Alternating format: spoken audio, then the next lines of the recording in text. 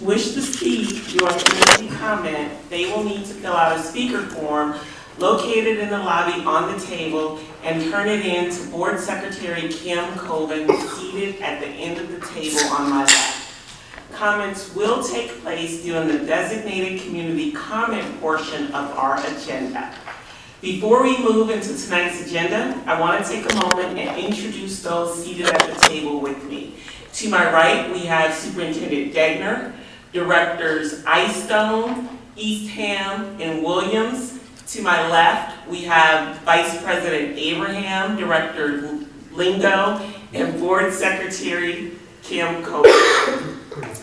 And with that, we will dive right into tonight's agenda. I don't have any community comment slips, so we can move right on to the approval for tonight's agenda. Is there a motion? I move that we approve. Second. Board Secretary Colvin, ready to vote? Online voting is open. Secretary Colvin, yes. Thank you, Director Abraham. All votes have been cast and the motion carries with all directors voting in favor. Great, thank you. Next up, before we get to tonight's consent agenda, did any directors who reviewed the bills have any questions? Hearing none, are there any items that directors would like to pull from tonight's consent agenda? I'd like to pull the personnel agenda. Okay, item 5, the personnel agenda. I would like to pull item 11, the Center for Innovation 2024 renovation phase 2. Okay, any other items? Hearing none, is there a motion to approve tonight's consent agenda minus item number 5, personnel agenda, and item 11, Center for Innovation 2024 building renovation phase 2? So moved. Second. Board Secretary Colvin, ready to vote? Online voting is open.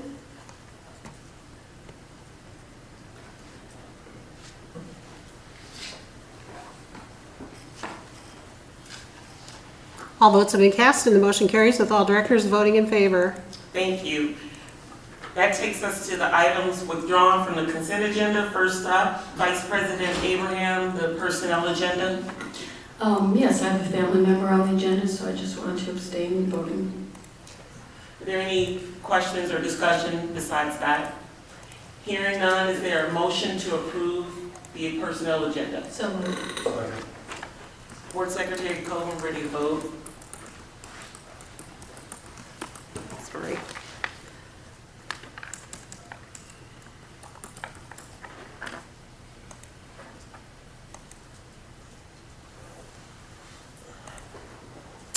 Online voting is open.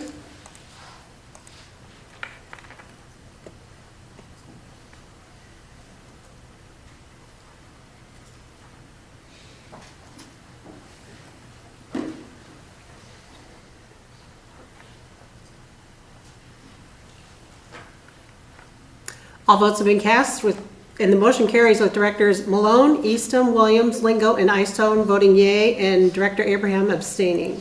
Thank you. Next up is the Center for Innovation 2024 building renovation phase 2, Director Lingo. I pulled this just, I let Superintendent Degner know ahead of time, and I'd just like to get a little more information to the community since it is a $4 million expense to just kind of go through what the plan is. Yeah, we lost our projection down here, so I don't know where this is gonna go. I'm gonna talk a little bit more about this in a minute, but just to kind of refresh the board's memory and create some shared community understanding again. We originally started looking for a space following our portion of graduate work, looking to extend some opportunities for our students that would accomplish those portion of graduate competencies. We eventually landed on that Tyler building on ACT's campus. And really what was presented to us at that time then was a larger packaged opportunity with available space in that building. And so with our current setup here at the Ed Services Center, we were struggling to hold large professional developments for staff in this space. You can tell on that baseline floor there at the Center for Innovation, we've been able to really reformat and change that and gotten great feedback from our staff about their ability to collaborate and learn in that space. And then of course the top floor is what will hold our future offices here. Even at the time of the purchase of that building, we were also struggling to serve all of our staff here as our teacher leadership program had grown, and so they had additional needs for times to collaborate, spaces to collaborate, and then specifically probably around additional opportunities in this room. We had also, coming out of COVID, talked about opportunities to have meetings more open to the community through digital means. And I would just tell you, I got an alert from Allers today that I have a phone call with them later on this week about potentially a new requirement for some of that streaming of meetings. And so I'll have more information to report back on that. But that new space will also allow us to have that improved technology to make that possible should we choose to do so. And so some better functionality for the board and community space. And then I think, another exciting opportunity before I move on to some of the student experience stuff is a more centralized registration opportunity for our families when we look at either a district welcome center or an opportunity to serve our English language learner families as they come into the district, an opportunity to greet and meet them. Throughout the year, I've provided on your board updates and information about the programs we currently have housed there, including our online learning program and other services that the district provides. So that's a little bit of the information about what happens on kind of the 3 different floors. What you have in front of you this evening is, of course, the construction contract there for that for the second floor. I kind of call it the third floor because it's the top floor. That would include our offices, but then also I think most importantly is that piece on the bottom level that is the storm shelter for students, which allows us to have the student experience over there. We aren't able to provide those student opportunities on a day-to-day basis without that storm shelter. We will take advantage and build a couple other classrooms as we're in there doing that work, but we need to get that storm shelter positioned. Kind of with that, an opportunity we've been working with through Junior Achievement has also got us excited.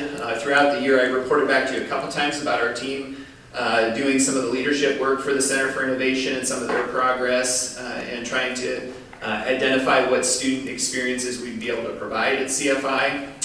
And as we talked about that, we'd also had conversations throughout the year with Junior Achievement about the programs they provide in our school buildings and how we can continue to enhance that relationship. We always get great feedback. They have a wide network of community volunteers they bring into our classrooms, and so it's really good synergy with the community to get them into our schools and for our students and our staff also to connect with individuals in our community. But later in the month, at the end of the month, as we turn into August, we have a few team members that are going to travel to St. Louis and Denver and really visit some of these other Junior Achievement district partnerships in those 2 spaces that will potentially be what we stand up here in the Iowa City Community School District. So we're a ways away from cementing that relationship yet, but Junior Achievement and I are on the same page to be able to share this with our boards and our community about this as a potential partnership we're looking at. And so tonight I just wanted to show you a little bit about what that space could look like if these ideas continue to take hold. This is not in the construction or in the item we're asking you to approve on the consent agenda tonight. But this would be for additional parts of that space on that very bottom level, where we would look at a JA Biz Park and JA Trades programming that they would be able to provide. And we really have started talking about through our CFI leadership team and with the JA team, almost mirroring like a School of the Wild type experience for our kids, where we kept getting hung up on how do we get all kids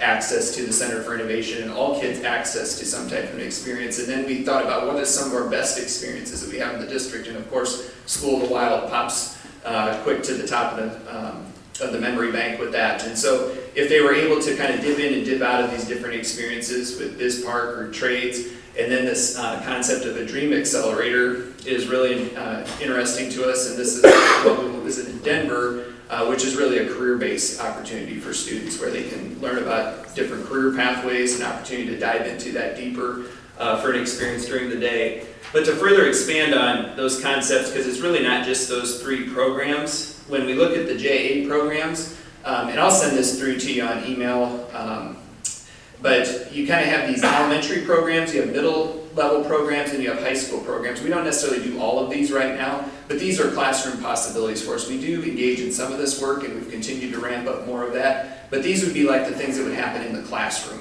right? This would be the JA volunteers coming in, delivering this curriculum. But then to play off of that, what we could do at the Center for Innovation, again, mirroring a School of the Wild experience, would be these capstone experiences. So, for example, take these are just brainstorms and ideas. We don't have partnerships established with these. That's why it's not attached to the board agenda tonight. But say if in second grade, maybe the capstone experiences is donut math. You partner with the local donut companies in town, and the kids come in and they make pastries, walk through the process of donut making, have student makes predictions on people's favorite donut, create a table based on the result, do some simple data entry, right? So again, rough brainstorm, you see making pizzas, you see planting a garden, and then as we would advance to middle level, as we brainstorm some different ideas,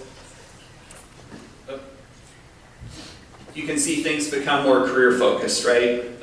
You maybe do an escape room about a team building opportunity. 7th grade goes to more of a mock interview day, the trades day. And then when we get towards the high school experience, it's more that dream day. What are those careers that we would continue to give an immersive experience to, the finance park at the different levels? And so really what I wanted to show you guys was this idea about if we were able to partner with them successfully, have them help us finish out creating that space. Could we create these capstone experiences where we could get a grade level there at a time during the year, have an experience at the CFI that could be complemented with their in-classroom instruction before and afterwards. So again, not anything we're asking you to say yes or no to tonight, but I think it gives us some good direction about, we feel good about our path towards the student programming. We have some great ideas also just from some homegrown experiences that could be those capstone experiences that we're going to work with some teams on this year that could either complement, or maybe we won't have a JA experience in 8th grade. Maybe that'll be our own experience that we've created and supported. But I wanted to start to give you some framework towards what we're thinking about doing with the students in that space too. So, Director Lingo, I know that was a long ways away from your original question, but I think it was an exciting time for us to be able to share this and on the front end of this trip we plan to make and bring some good information back to you as we start the fall. Further questions you have? Thank you so much for the mini presentation. It's really appreciated. One of the things is that as new families cycle into the district and other families cycle out, a lot of information. This has been how many year process now? At least two. At least 2. Years, So by the end of it, it'd be 3 or 4. The one other follow-up question, because I've heard it from community members, what are the plans to phase out this building? Sure. So I think our plan here, obviously you have some different options you could consider, and we're not ready to recommend formally one of those to you, but you can obviously sell the space, put it up for sale, and the district could receive assets for that, or some dollars for the asset. The other option would be you could look at other programming opportunities if you felt like you wanted to hold on to the space. Our one limiter right now, we did talk about some other solutions again today, would be the warehouse space that the community seems to be a little thin on warehouse space. It's a little bit flooded on office space, and so we have a kind of an odd combination here of what we would do with this, but I think the most likely scenario is probably a sale of the Ed Service Center at that time. And I just had one quick question. I know in our plans before, we've had discussion with the renovation of the boardroom. It could then potentially house all of our sort of staff in one location. Like right now, if you wanted to do a training, we could not use this space. If you wanted to hold a welcome back event, you could not use the space, and we would have to pay to rent, like the Marriott. We thought about how that space can be used for those things. We have, and while we can't house all 1,200 teachers in the PD space at once, we're going to start utilizing that as early as this fall, but all of our elementary teachers are going to be in there for welcome back. And so yes, thank you for bringing up Director Malone. It is an opportunity to have larger gatherings of our staff, and the boardroom will be a separate room from our PD space. Oh, okay. And so the boardroom no longer has to do double duty, and also it allows for more flexibility in staffing. And so We use this for PDs and other things, but Tuesdays are a no-go because after 3 p.m. this space has to be dedicated to board meetings, but we'll have those additional spaces to utilize in the facility at that time as well. I would also ask us, Superintendent Degner, to comment on the source of funds that are used for this particular project and all facilities projects.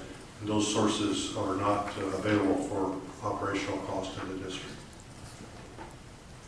Yeah, I think, Charlie, you're talking about the difference between the funds we use for capital projects are not funds that would be taking away any funds we could use for staff. And so there's a clear distinction there that these aren't funds that could be available to put teachers in the classroom or anything that way.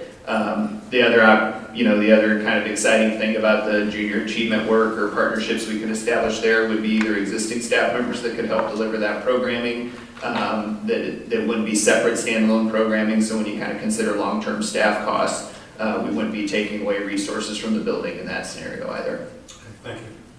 Any additional questions, comments from directors? Hearing none, is there a motion? I move to approve. Second. Board Secretary Cobham, ready to vote? Online voting is open.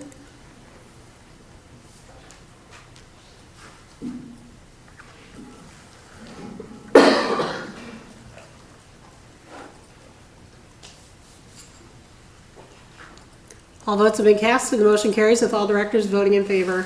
Thank you. Next up is our presentation for tonight, the annual operations report. And Good evening. Thank you. So tonight, obviously, it's an important night for us and one that we look forward to for our offside of the house, that they get to showcase the great work that is going on. And quite honestly, we like to say when you're not hearing from these folks, it means that things are going well. But we want to flip the script on that tonight and really highlight some of the things that maybe aren't as obvious to our community about the tremendous work that goes on from operations teams and what they do to support learning that goes on in our classrooms every day and keeps the district up and moving along all throughout the year. And while we have a number of key players on the team, in an effort to be succinct and efficient, we're going to defer to Nick and Adam to lead the team through the report this evening. All right, thank you very much. And first, I'm going to apologize for my voice, and if I cough, I'm getting over a cold I had recently. So, thank you very much for hearing the operations annual report. We're always excited to get this put together and to really take some time to think about what our highlights have been from the year, and then also where we're going down the road. So really quickly, just quick overview, our operations team is really 9 departments, collaborative departments that work together with about 330 employees. And we have 2 chiefs, 5 directors, 3 managers who oversee those 330 employees. So, in a lot of ways, a pretty lean team, but one that I think contributes really in a critical way to the day-to-day operations and then also the long-term operations of the district. As we go through this, we'll be hitting on just a key highlight from each of these areas. Certainly encourage you to take a look, if you haven't already, at the more detailed report that's also available with this agenda item for members of the public who are interested as well. In the area of budget and finance, this has obviously been a topic for us all year, something that we've discussed at great length. In a lot of ways, a challenging year. One of the things that I really want to highlight beyond our work with some of our budget circumstances and that sort of thing that we've discussed at length is some of the work that we're trying to do on the back end to create more valuable reporting, more valuable resources for our internal staff in addition to the things that we provide to the board and to the public. So things like recently launched a Tableau dashboard for principals and department heads to be able to monitor more in real time a visual representation of their budget, which is something that has been a challenge for us since most of the individuals we have in those roles don't have an accounting or finance background. So trying to make that more actionable, make it more accessible for our staff to really be able to engage with their financial resources that they oversee. Excuse me. Within our facilities team, this is a team that supports 35 buildings, over 3 million square feet, almost 700 acres of property within the district. Certainly a number of highlights that are focused on here, all of which you're aware of because they always go through the board. One really high profile one that I know the facilities team has put a ton of work into orchestrating and bringing together is the work on FMP 2.0 projects, and the highest profile of which are those middle school projects. So, seeing that work come together and seeing, the planning go into place so that students have as outstanding a start to the school year as possible has really been good to see. So that's another thing that I just wanted to highlight for the board and for the community. Our grounds team works year-round, so this is both maintenance, but then also improvements for our grounds and our outdoor facilities.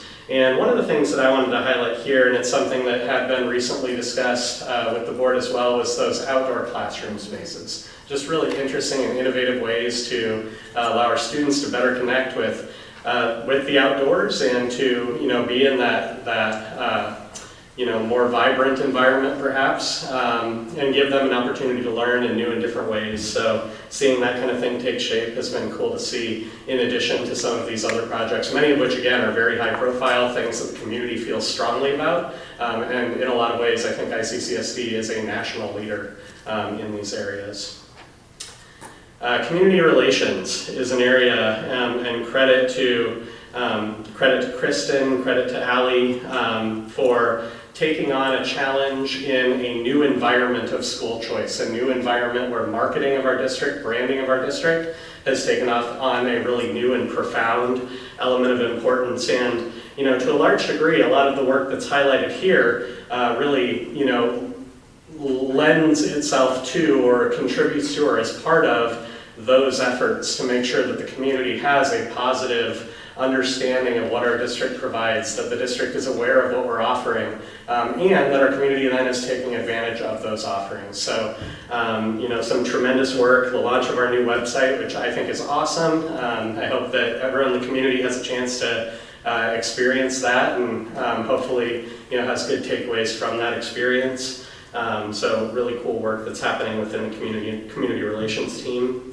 And then similarly, safety and sustainability. Long list of highlights here. One of the big ones is development and implementation of our I Love You Guys standard response protocol, which is really designed in a lot of ways to provide kind of a uniform plan, also a practice response to any incident. So we're not just talking about things like school shooters. We're talking about weather incidents, we're talking about fires, we're talking about other incidents that can happen where you have a uniform response, something that people have practiced, that they have familiarity with. And the team's work to implement that across the district has been outstanding, and again is bolstered by some of these other highlights that are shared here. And then technology and innovation. This is a team that addresses 40,000 support requests per year, deals with cybersecurity, deals with network infrastructure, along with other elements of our program. One of the things that I wanted to highlight for the board here was our cybersecurity efforts. As we've shared before, and I think is widely known, schools are a target for attackers. Education and healthcare are the top two industries that attackers go after. And this is a constant battle for us, but it's one that we've invested our time and our resources, and for good reason. We've seen the disruption that a successful cyber attack can wreak on a district.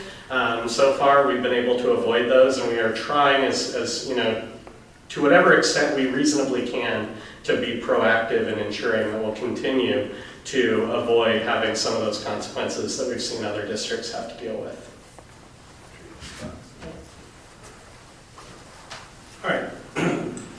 Now we're going to talk about a couple more departments. One is such an essential one to our district as a whole, and you can always see the pride from Allison and her team in the critical nature of making sure that our kids are getting a couple meals a day. And a lot of times for many of our students, as we all know, that may be the only meals that they're having. So, their part that they play in, kind of the food insecurity and making sure that our kids can know that they can come to school and have a high quality meal is so important. And also that continued commitment to, you know, kind of using fresh foods and local foods, which is so interesting as you look in the report and see all the different examples of that. And then Allison, I feel like I have to mention the construction because they lived without a kitchen for some time and we're doing a lot of work out of Liberty and other locations. So getting through that is such an essential piece to her team. The next one up is, well, it's my group, Human Resources. You know, one thing that we're very proud of is, you know, unfortunately, as we work through budget scenarios, that's very difficult work, but we've been able to do it once again without, you know, reducing in force and not having rifts with teachers or anyone else. And that, I think that says something to the work that we've done. We're pretty much hired at all of our middle school positions, which that was quite the undertaking as we worked through that. There's a few little parts and pieces hanging out there, but by the time the first day of school rolls around, we'll be in great shape. And then I'm proud of our team and the work they've done with sub-services. If you look at other districts around the state, no one's getting 90-some% fill rate, so thinking about that and just some of the things that we've been able to implement around that has been critical for our school as a whole, or our district as a whole. And then equity employee relations, you know, this would be Eric Howard, primarily just Eric Howard and some of the things that he navigates in the different scenarios that he has to work through and related to accommodations, employee relations, and some of the different things that we navigate together, working through some of those scenarios as employees have concerns that may come up during the course of the year. And then transportation, this one really, one of the facts on here really caught my eye was the one related to, we travel over 872,000 miles on average during a school year. Like, when you think about, like, that was just such a startling number to me. I think about your own vehicles when they start getting miles, like, wow, that has a ton of miles. And then the work we do, I think there's great pride. There's a number of departments that work together on continuing to work with our families who are experiencing homelessness and making sure that they can remain at their school of origin. There's a lot of great work being done to make sure kids are picked up and that doesn't become an issue as they're dealing with those challenges of being homeless or, you know, having that, you know, those unfortunate circumstances that are happening away from school, that we can continue to be a consistent piece for our students and support them during the year and making sure that they're not changing schools because, you know, their family's going through a difficult time.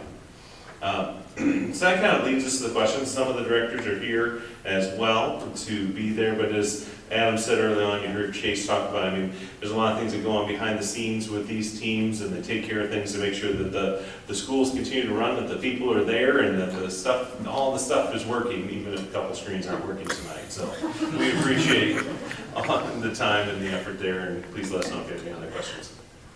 Before I open it up, I just want to make one comment, and it's for food and nutrition. Yeah. I'm a little jealous because I do follow their Facebook webpage, and I'm like, who the heck gets chicken Alfredo flatbed pizza? I didn't have that in school, so. Was that the City High one? Where I don't know where it was flatbreads? served, pretty but they impressive. showed, I'm like, somebody invited me to lunch, but it's a great job. I mean, a lot of the posts, I'm like, where was this when I was in school? Yeah. But thank you for that, and with that, I will open it up for questions and comments from other directors. Thank you for the presentation. Director Eastham. Yes, thanks very much for a great presentation and a good visual presentation too. I just want to go back to the safety and sustainability team part of your presentation and ask, how does our care assessment or care assessment committees or teams in each building, how does that fit into this, into your safety and sustainability responsibility? Like the guys began with, we're pretty nimble here, and so folks wear a number of different hats. And so Kate Callahan, who's not here this evening, that is also part of the work that she leads for us, Director Eastham. And so while this committee is really more based on some of our physical safety parameters of our buildings and our sustainability efforts, definitely what you're talking about is about the psychological and emotional safety of our students. And so that's something that's really lived more on the instructional side of the house and work that Kate leads. And so we've talked about that, I think, in the annual report that we give in the winter over instruction, but it is definitely something that goes hand in hand with this work. And so Kate, while leading some of these physical improvement sides, also does lead that work for us as well. I hope that answers your Great. question. Oh yeah, great. Thanks very much. Any additional questions, comments? Director Lingo? First, I want to just give a shout out to the communications team. Everybody deserves a shout out, but I've really have enjoyed the rollout, and it targets me all the time on social media, so you got the right people that you're aimed at. And you know, when I was going through some of the employee distribution data, I noticed that the tech supervisory group has increased from 32 to 37 to 51 2 years ago to 77. Why has there been such growth? Or if you can help me understand. Yeah, and that's, tech supervisory is kind of a broad category. It doesn't just incorporate tech staff, and that's just kind of one of those unique things. It's kind of many of the employees that are not in a negotiated group, so many of us are kind of captured within that. So when you see some of the increases, in some cases it may just be a reclassification. There's an example that comes to mind is like in Allison's team. There's some that would have been on the nutrition services, but because we've then considered them specialists or coordinators within her department, they're still part of that nutrition team, but contractually they fall into that group. So it's not necessarily an increase. So as you see some decreases in other places, it's probably just movement of where the individuals are being classified. So it's not technology staff, it's No. technical staff? Okay. It's all sorts of different, it covers a wide array from physical plant to nutrition to teaching and learning. There's a wide variety. Coordinators, secretaries. The other thing is that some of those positions are categorically funded, so as we see an increase in ELL or special ed staff, those positions could also be in that group, and so that's what you would see, why you'd see position FTE increase in there when we're position FTE decreasing elsewhere. Director Lingo, I really appreciate you bringing up this question because you pointed something that's vexed me for a long time and we're hoping to fix. One of the reasons this is there, it's a historical holdover from a lack of some systems that we have on the business side of the house. And so we have all these different categories as the organization's evolved. Hopefully something you're gonna see these two gentlemen spearhead in the next 12 to 18 months is a push for us to get a new HRIS and employee tracking system. We're able to clean all that up because that is confusing and that's something that's bothered me since I sat in Nick's chair, that we don't have a better way to label that and to follow that. And so that is something we definitely hope we're going to improve back on the process side and make better. I appreciate it. I guess I was looking at it, like, they increased their technology staff by 150% Yeah, it's very, in 3 years? What's it's going an on odd here? type. Okay. Any additional questions or comments? All right, thank you so much for the presentation. Next up is policy review, and it appears we have policy primers. That this is the first reading of this set of policy primers, and there is some highlighted language that's been added in green, and some language removed that's highlighted in red. So I would open it up for questions or comments, discussion from directors. Just to note, we do not typically have a policy and governance meeting during the summer, so that's why we're seeing this here as tonight. Director. Yeah, I've just brought that up a few times, so I don't think it's going to surprise anybody what my question is. But the policy document from IASB says that due to the current legal conflict between the state of Iowa and the U.S. Department of Education, only your legal counsel is best positioned to provide a legal risk analysis and offer legal advice on which version of Title IX policy to follow. Have we talked to legal counsel? Are they able to give us advice? Do we know what we're following on August 1st? Either you guys want to respond to that before I do? Yeah, we have been in conversations with all ours, and there's some actually new communication that just came out recently related to which counties in Iowa are supposed to follow some of the changes or not. So we are certainly staying abreast of that. And there was a group of us that went to a training related to Title IX and different things, just staying on top of that. And we plan on sharing some information with our administrators before the start of the year. So I feel like we're in a pretty good spot for that. And we may have to bring a new policy if something adjusts. So we'll be compliant as we can be, and as we get different legal advice, if we need to make a change, we'll do that. And if we do make a change, we'll be in a position to be able to communicate that change out to our parents and teachers. Exactly. Thank you, President. I have a concerning question about section 402.3, abuse of students by school district employees.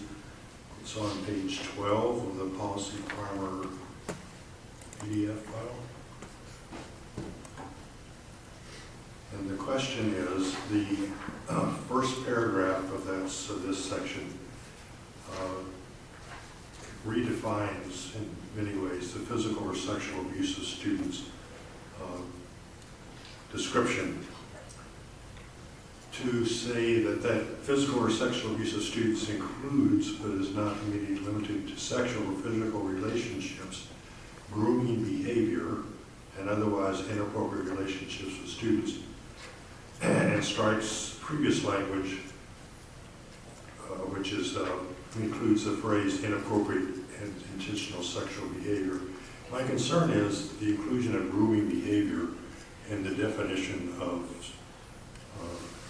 description of sexual or abuse or physical relationships, which are sanctioned by this provision in the policy. Yeah, and Director Easton, I remember you had talked to me about that the week leading up to this meeting, and I think part of your concern rested from just lack of definition of grooming, right? That just from trying to also be fair to our employees and expectations that potentially needs to be further defined. And so I think in another revision we could look at further defining that out or detailing that out so that our employees are clear on that expectation. Okay, I would appreciate that. And just to let you know, I'm actually a little disturbed about removing intent as a part of the behavior from employees that might be covered by this this provision in regard to what is sexual or physical relationships or the behavior that leads to sanctions. It seems to me that clearly specifying that intent is a vital part of any behavior that's could lead to sanctions, especially in regards to implementing grooming behavior as part of the descriptors here. I don't know if I agree. I have to say, like, putting my prosecutor hat on, intent is nearly impossible to prove because it requires you to go into someone else's mind, right? And so when we're talking about grooming or sexual behaviors, what I don't want us to be in a position of is having our teachers act inappropriately, but being able to avoid accountability because they just say, oh, I never intended it that way. When what else would your intent be when you offer a student a beer, right? Like something like that, which is an example of grooming, right? You see how far you can push a line with a student and then you say, oh, I was just joking. But when we require a showing of intent and they say, oh, that was never my intention, then I think that puts us in a more difficult position. I mean, these are, if you're not sure if you should do something with a student, you probably shouldn't do it with a student, right? Like, if you're like, oh, I'm really on the line here, is this, then the answer is, I'm not going to do it. Like, we want our staff and teachers to err on the side of staying as far away from inappropriate sexual or physical relationships, grooming behavior with our students. And so I don't want to put roadblocks in our way of being able to hold our staff accountable for behavior that has no place in our district. I don't entirely disagree with you, but then I don't entirely agree with you either. It's a little phrase I learned in law school. Is it like we'll have to agree to disagree? We certainly do. I mean, we certainly are cautious and rightly concerned about students being subject to sexual abuse, that's for sure. I'm also concerned about teachers and staff being accused of something that they're not actually intending to accomplish. And I'm also thinking, while I'm a prosecutor of your category, Calabrese, my good friend, it also occurs to me that intent is a significant part of many criminal statutes. That's why I know it's so hard to prove. Which is somewhat irritating to prosecutors. So anyway, so I just would like this, I can't help but join the law school conversation. Water's warm.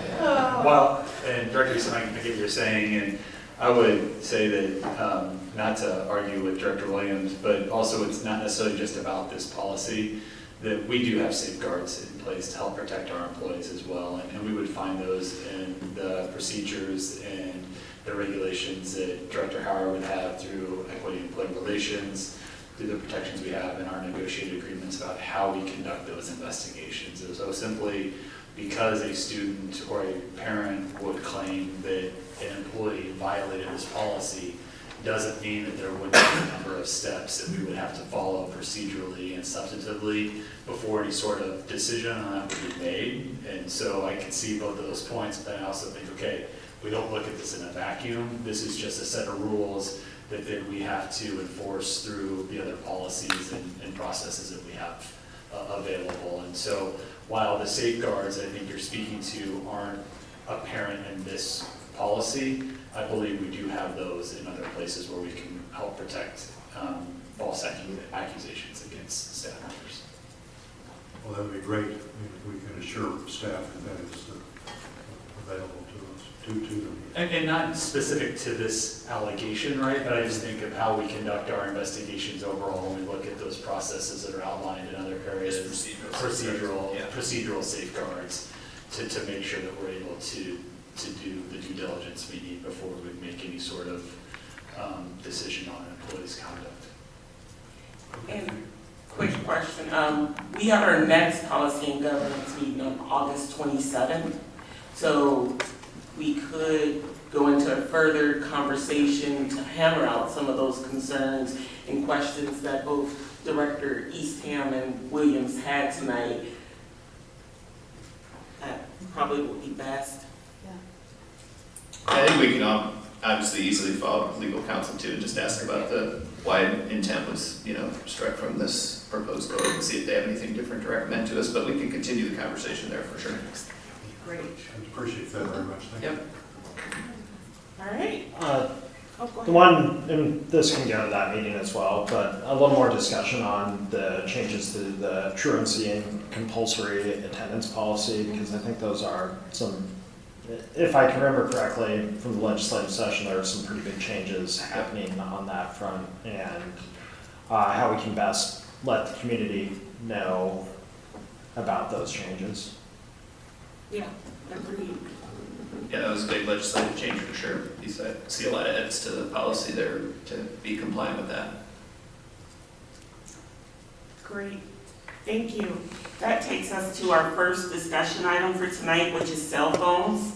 And Superintendent Degner starting us off. Yes, I'm starting us off, and really what I'm looking for tonight from you all would be any feedback you have about this proposed timeline or way for us to study this issue. We've talked here previously about our one-to-one device initiative. We've talked about cell phones at the board table a little bit. We've also discussed policy around artificial intelligence. I don't think we're the only district. I know we're not the only district struggling with what to do in these areas. It seems to be a very popular topic on our UEN superintendent listservs and discussion items at our meeting. And so for us, what I'm proposing this evening is a timeline for us to dive into the issue with our community and to try to get some further data points. And also just to give us a frame of reference for the discussion. So it's not just anecdotal information, it's not just survey information, it's not just our opinion. And so that's what leads off or the reason for the book study idea with the community. The Anxious Generation, you provided a copy there this evening. And I think that is what can help kind of kickstart our conversation each of these following board meetings as we discuss the topic, what we see and hear from community members, but also what we read in the text. You see a series of surveys that we plan to administer, first to administrators, then to teacher and staff, and then to students and parents. All kind of happening here in August, September, October. A series of board meetings like I referenced earlier throughout August, September, and October, and then kind of culminating at the end of October in that second meeting with our team presenting some recommendations to you, of course, that you would have had great input into, prior to that, and hopefully by that point, nothing's really surprising about what we would be recommending. But at the same time, I think we need a decision point if we were to make some type of a change to existing policy or to create new policy for the school year. That would also give us the ability, if we did want to make some type of a change, to do it in the middle of the school year with some time with our students before a winter break, and then a significant amount of time after winter break if there was a change we wanted to pursue. So again, not trying to predict the outcome. We'll see what our outcome of our conversation and some of the survey data and your opinions are, but I just thought we could work from a timeline that would allow us to have a good conversation about it and give us some flexibility for this school year. Maybe the last thing I'd say is I think there's other districts doing something, quickly, and there'll be data points that come from that as well, right? We'll be able to talk to other districts, and I can bring some of that information back. I'm sure you'll talk to board members in other districts as well that will have some good reference points for us to consider. So with that, I would take any questions, feedback, or suggestions on the timeline or how we plan to go about pursuing this. I'm really pleased to see this timeline. For some reason in my head, I thought we'd have to drag it out more, but I think this is good. I think this gives enough time and helps us come to some decision by the 1st of November. And I think it's a very good timeline with plenty of time for people to comment. Excellent. It's good. I agree with Director Abraham. I'm so happy. Vice President Abraham. I agree with Wally, whatever we're calling each other. Yes, that's right. I'm so happy to see October 29th. I thought we were gonna have to wait later. I'm just 1 of 7. I don't know what we're gonna decide to do, but I think I've made no bones about what I believe we should do. And so I thought we were gonna have to wait. I think we should have done something in 2023, but super excited to see that October 29th date. Who's bringing the cookies to our book club on the book that Superintendent? Allison, will you bring us cookies? Allison's got the best cookies. Oh, and the flatbread for President Malone. My only real concern though is, in the event that we are going to implement any type of change, and not trying to read the tea leaves on October 29th, could we please start messaging immediately to our families, hey, this study group is going on, we are working on this, there may be a substantial shift in our policy that happens mid-year, just so that, and just so no one's caught flat-footed. Yep. I too believe that this gives us ample discussion time, ample time for community feedback, but as we all know, there are some people that, who, for many reasons, don't follow what we do in the details until the actual policy rolls out. So the more we can push out and say, we are considering this, we are studying this, get it on your radar now so that you're not surprised on October 29th, I think the better for our families. Especially along the lines sorry. of the book. I think getting that out in front of the community that, hey, the board is participating in this and we encourage you to follow along because this will probably be part of our discussions. Yep. Thank you both for suggesting that. Chris and I talked about it this week, that we would probably likely do a follow-up message to the meeting this evening, assuming that this was the timeline you guys would be comfortable with and a way you were supportive of approaching the issue, and then we would do a district message to the community stating, hey, this is the book the board's going to be reading, here's your opportunities for input, you'll have a survey opportunity, you'd have meeting opportunities to provide that feedback, so we will definitely do that. Just one thing that I know Executive Director Gray has commented in the past of the data that she receives on suspensions in particular, and anything that can be pulled from that qualitative data on how many of those acts of verbal and physical aggression that students end up suspended from, that stems from cell phone. I don't expect you to have an answer right now, but stems from cell phone usage during the day, text messages, TikTok, whatever. You're looking for linkage points, Yeah, right? linkage points Yeah. on stemming from disputes that just start by students having access to technology throughout the school day. Yeah.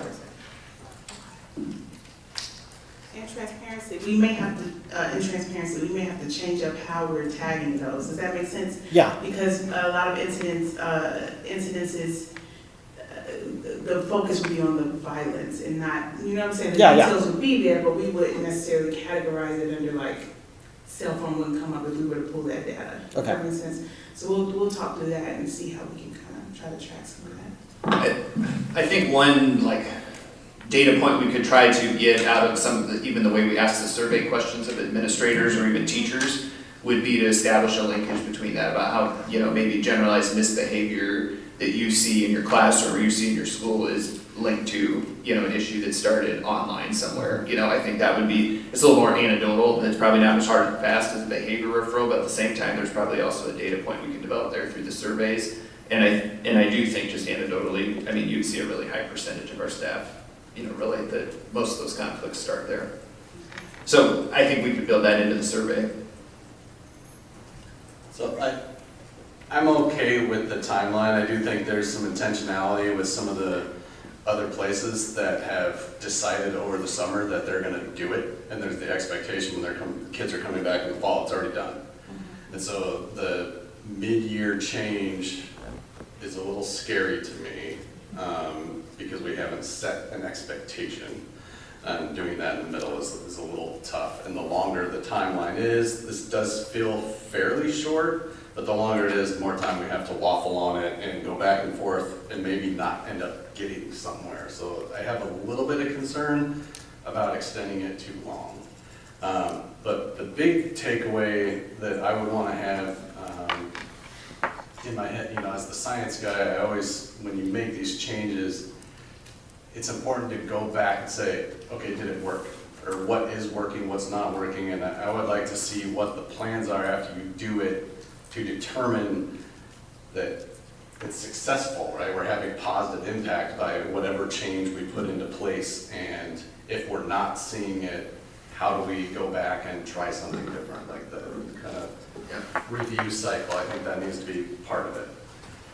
So kind of go back to your first point. I think if first we were concerned somewhat about that timeline too, and not having the opportunity to start at the beginning of the year. But then as we thought about it, we actually kind of considered this an advantage potentially, that we're not going to receive all of our kids cold with a brand new expectation. That we're actually going to have an opportunity, if a change were to be made, to kind of coach, teach, and lead. Because we'll have access to the students and parents every day when we're in the middle of the school year. And so there could even be an opportunity for pilot opportunities of any change that's made, and then, a way to teach that new expectation to start. And so I think we went from being concerned about it to maybe thinking this was a better opportunity if we were going to make a change. And I think, even from some of the work we've done with the principals, that they'd agree that there's maybe some actual blessings in that.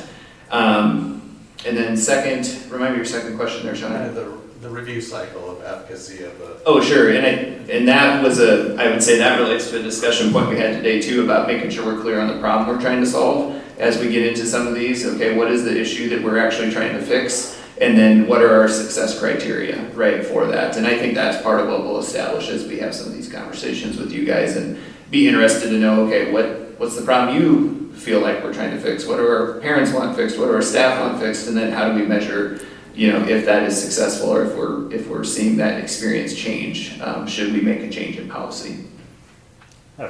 two more things. Yeah. The first was to, as the survey person that works with data, to make sure that our questions are differentiated by the type of technology. Like saying that technology distraction, it could be a smartphone, it could be the smartwatch, it could be their computer in front of them. So being able to tease out where the distractions are. And then the second one, to whatever policy is developed, to keep in mind that cell phones are also often now used as medical devices for students, specifically with diabetes, for example, to monitor their insulin throughout the day. Just keeping our minds open to those facts.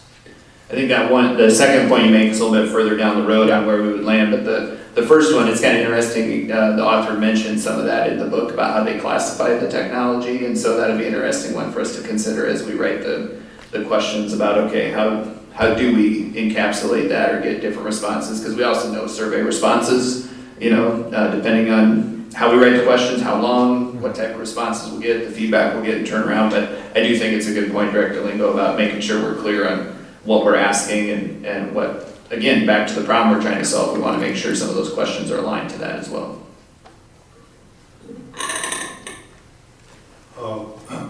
I also would prefer that in doing our surveys and collecting our information about staff, student, and parent preferences on cell phone presence in the classroom, that we make an effort to try to determine if there's a differentiation by race and, among those preferences. I think there's some thought in the literature about these issues that there may be some differences in what different folks would prefer for usage, and I hope we could try to see if that's in play here in this district as well. So you'd be asking for some demographic data to be tied to the responses, right? Yeah, right. Yeah. And the one thing I'll just say as a caution in the beginning, right, we're not gonna write the perfect survey. And so we're not, right? Not with that attitude. Yeah. But we don't want to get hung up in, did we ask all the right questions? Did we get all the right feedback? At some point, this really difficult issue is just going to take a difficult decision. And so we also can't get too bogged down into if we got all the perfect information back through survey instruments and things like that. So I'll just say that from the onset, because I'm sure you'd be unhappy with a question or a series of questions, or that we felt like we missed something somewhere. But I think it's a reference point for us, right? It's not the only decision maker for us. I have great confidence in your and the staff's ability to do good survey work here. Thanks, Charlie. Any further discussion?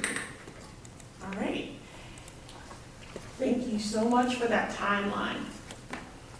Next up is our legislative priorities for directors. We as a district have to provide what our priorities are by August 19th. One of the ways we have done this in the past is that we have a conversation at the board table tonight, select a few, and then Board Secretary Colvin develops a survey to send that out in hopes that as a board we can identify 4 of them that rise to the top.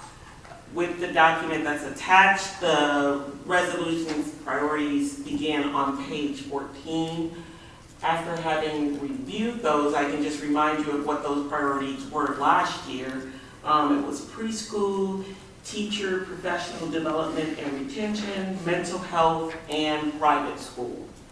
So with that, I would open it up to see if some rose to the top for directors or some just did not spark any interest. Director Williams?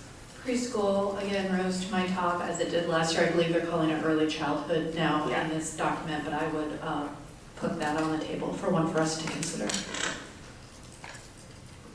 I would certainly agree with that.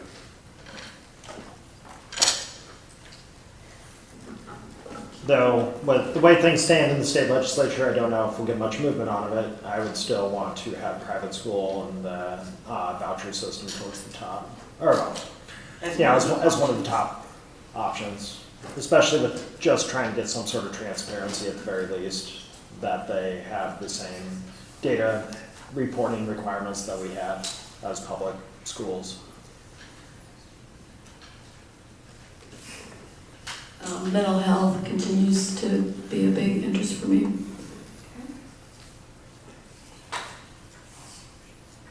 I would like to see what the survey would churn out if we added public school innovation onto that.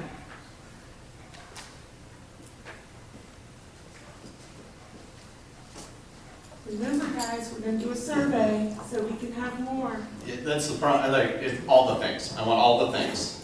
And Now, it's really hard to go through. I don't know if anybody's actually read this. There's so much here. You're like, yep, that sounds right. And then you get to the next one. Yep, that one sounds right. I mean, I look at the section on teacher recruitment and licensure and then professional development for teachers, right? Those things are huge. Like, I would put those towards the top, but as a state, we're not exactly making it real comfortable to be a teacher here. So is that no longer important because we can't do it from a more holistic approach? So like, I'm concerned with like what we put at the top when I mean, I feel there's just a pushback on everything. I hear what you're saying. Yeah, I want all the things. Right, but with the teacher piece, I think even though that might not be a priority for the state, by that being a priority for our district, that continues to make us a destination district and signal to our staff that we actually care and we're putting that effort behind that. That's just, I mean, I might be a little biased being married to a teacher, but I think that's what they see when they see that as an option. Agree. All right, I'm putting teacher development and retention at the top. I mean, I think it is super important for our district as well as our state. I mean, I would also add, just coming out of the conversation that we had prior to this meeting, is the state supplemental aid formula and how just school funding policy in particular. I mean, we're still without waiting for free and reduced lunch in our school funding formula. There's plenty of other issues when we start looking at the demographic cliff that's upcoming with children. I mean, I feel confident in our district, but when we look statewide, and I guess we're picking this for our district, but even a 2.5% increase last year, unless our enrollment is exactly the same, which we know it wasn't, that is not a 2.5% increase. And how we, without adequate growth, how we keep, stay a destination district, because we need to find money somewhere to keep our insurance where it's at. We need to find money somewhere to give our teachers adequate pay raises. And, we can go through this entire list, and I guess when it comes down to it, it's really, for me, state supplemental aid, because you can't have what we have unless there's money there to pay for it. Secretary Coleman, I got 8 so far. How many? Or did I miscount somewhere? I have 6. Do you have supplemental state aid and school funding separate, or do you have it? Oh, yeah, I did. Okay. Yep. I don't want to put you on the spot, Brady, but I do always like to hear from you. I know for years we had Restore Chapter 20. I think they're calling it employee relations and collective bargaining. Now, like maybe that'll trick the legislature into fixing it. But I don't know if any of these rose to your top list that you'd want us to consider. Yeah, that would probably is one that gets pulled out, not just for teachers, right? I think all of your different employee groups having just gone through like the bargaining process and the partnerships that we've developed. I think we do it differently here, and I think that's a point of pride. We've actually applied for, and I don't know if we've heard back from IASB to be, to try to do something to showcase what we're working on. So that would certainly be something that we would appreciate being considered, by the group. I would say too, the discussion that was had by the directors about teacher quality and professional development, I do think that is important for it to be on the list. I think that's important for our people to see that, yes, we understand that that's of high value for our students, and that it's a priority for the board. So, and you're right. I mean, there's a lot of really, great broad categories, but I do appreciate Director Williams to bring that up. And I would just suggest that we add employee relations and collective bargaining to the list, as it's just. That's one of choice. Yeah. All right. I think we got it. Oh, go ahead. It occurs to me that we do not have a very good that the relationship between school boards and the state legislature is not a good relationship. We don't have a relationship with the state legislature now in this district and many other districts too, so that we can communicate with the legislatures and do so in a manner where we think that they'll respond to to our communications, and we will respond to their as well. So I'm not sure that would fit within what we're trying to establish here, but to me, I would like to have a better relationship with the state legislature as a school board.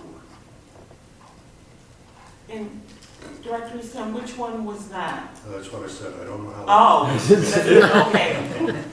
Sorry, I got you. I'm well outside, I'm coloring well outside the lines here, I think, at this point. And you're referring more to the legislature as a whole statewide, because I mean, my understanding is we actually, and you would share this belief, that our local legislature, we have a very strong relation. So it's not our local reps, it's just kind of as a whole, IASB should be liaising. We don't have a good relationship with the chair of the educational committee in the House or the Senate, so.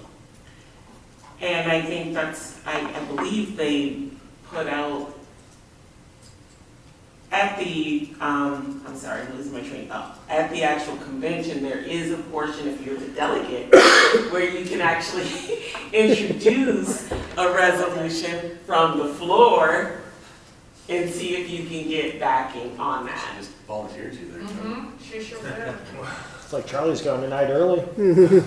Don't say I didn't say all that. But I'm just saying that's one way, because oftentimes these, I don't know where they get their proposed priorities resolutions from, but that's one way to get it on the list.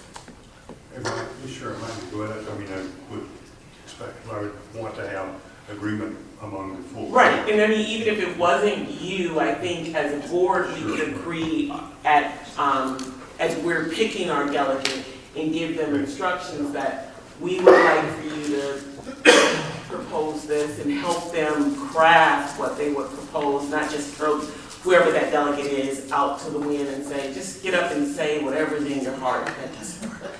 No.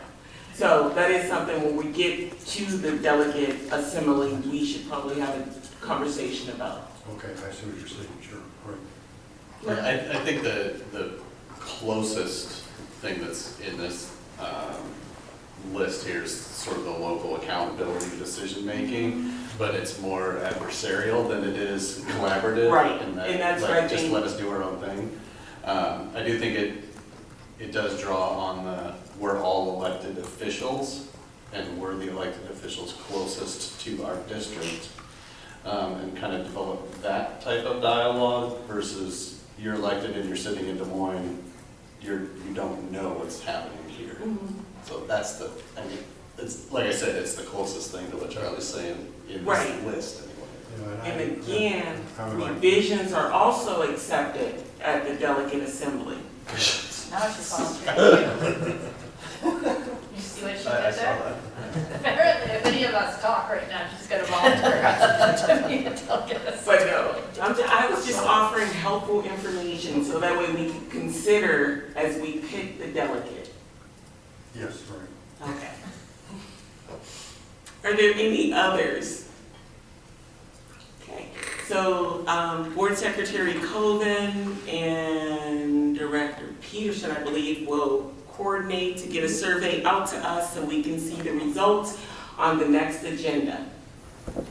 All right, that takes us to Director Liaison Reports. I don't know if there's anything based on this long list of activities people did, that if anything folks wanted to highlight.